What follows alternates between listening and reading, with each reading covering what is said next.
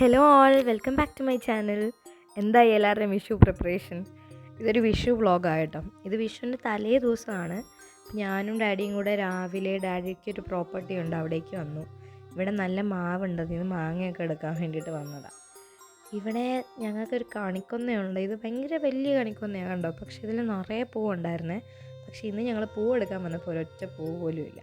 ഇനിയിപ്പോൾ അത് വേറെ എവിടെന്നെങ്കിലുമൊക്കെ ഒപ്പിക്കണം. ഇനി ഞാൻ നിങ്ങൾക്കൊരു സാധനം കാണിച്ചു തരാം. ഇത് കണ്ടോ, ഇത് ഒരു കാട്ടുചെടിയാണെന്നാണ് ഡാഡി പറഞ്ഞത്. പക്ഷേ ഇതിനകത്തൊരു ഫ്രൂട്ടുണ്ട്, നമുക്ക് കഴിക്കാൻ പറ്റും. ബംഗാളിപ്പഴം എന്നാണ് ഇതിൻ്റെ പേര്. ഈ ബോൾ പോലത്തെ സാധനം കുറച്ചൊന്ന് ഉണങ്ങി കഴിയുമ്പം അതാണ് നമുക്ക് കഴിക്കാൻ പറ്റുന്നത്. അതിനകത്ത് കണ്ടോ ഇങ്ങനൊരു ഫ്രൂട്ടുണ്ട് യെല്ലോ കളറിൽ. യെല്ലോ കളർ ആയാലേ നമുക്ക് കഴിക്കാൻ പറ്റും. ഇത് പൊട്ടിച്ച് കഴിയുമ്പോൾ കാണണേ നമ്മുടെ പാഷൻ ഫ്രൂട്ട് ഇല്ലേ, അതുപോലെ തന്നെ ഇരിക്കുന്നത്. കഴിക്കാനും അതുപോലെ തന്നെയാണ്, അത്ര പുളിയില്ലെന്നുള്ളതേ ഉള്ളൂ. അപ്പോൾ ഇന്നാണെങ്കിൽ ഡാഡിക്ക് ഓഫീസിൽ പോകേണ്ട കാരണം ഞങ്ങൾ ഇതൊക്കെ കഴിഞ്ഞ് ഞങ്ങൾ തിരിച്ച് വീട്ടിലേക്ക് പോവാണ്. ഇനി നാളെ വിഷു കണിക്കും സദ്യക്കുള്ള സാധനങ്ങളൊക്കെ വാങ്ങണം. അതൊക്കെ ഞാനും അമ്മയായിട്ടാണ് പോകുന്നത്. പക്ഷേ അതിൻ്റെ ക്ലിപ്പൊന്നും എനിക്ക് എടുക്കാൻ പറ്റിയില്ല, ഭയങ്കര ധൃതിയായിരുന്നു.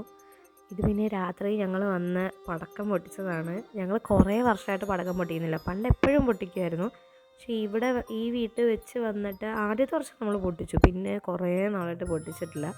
അങ്ങനെ ഞങ്ങൾ കുറേ വർഷങ്ങൾക്ക് ശേഷം പടക്കം പൊട്ടിച്ചു. ഇതാണ് ഞങ്ങളുടെ വിഷുക്കണി. ഞങ്ങൾ തലേദിവസം വിഷുക്കണി വെച്ചത് എടുക്കണം എന്ന് വിചാരിച്ചതാണ്, പക്ഷെ നടന്നില്ല, താമസിച്ചു പോയി. ഇന്നും ഡാഡിക്ക് ഓഫീസുണ്ട്, അത് കാരണം വിഷു സദ്യ പ്രിപ്പറേഷനൊക്കെ അമ്മ തന്നെയാണ്. ആകെ പായസം മാത്രമാണ് ഞാൻ ചെയ്തത്. സേമിയ പായസമാണ് വെച്ചത്. അപ്പം അത് വെക്കുന്നതിൻ്റെ ഇടയിൽ 2 പരിപാടിയും കൂടെ നടന്നില്ല, അതുകൊണ്ട് കുറച്ച് വീഡിയോ എടുത്തു.